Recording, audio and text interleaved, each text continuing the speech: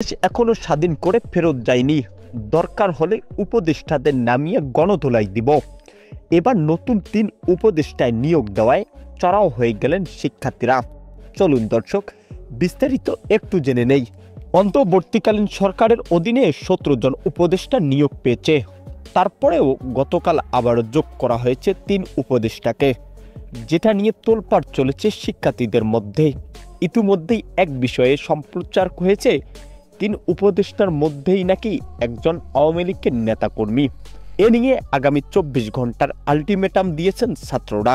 এক বিবৃতিতে প্রকাশ পেয়েছে ছাত্রদের মন্তব্য যে আওয়ামী লীগকে দেশ থেকে বিদায় দিয়েছিলাম, সেই আওয়ামী লীগ নেতাকে আবার উপদেষ্টা হিসেবে গ্রহণ করেছে অন্তর্বর্তীকালীন সরকার। এটা কোনোভাবেই মেনে নিতে পারছি না। যদি ২৪ ঘন্টাতে ৩ উপদেষ্টাকে বাদ দেওয়া না হয়, তাহলে নাকি ছাত্ররা আবারও কঠোর কর্মসূচি পালন করবেন। তো প্রিয় দর্শক, এ বিষয়ে আপনার কি মন্তব্য জানিয়ে দিবেন ভিডিওর কমেন্ট বক্সে।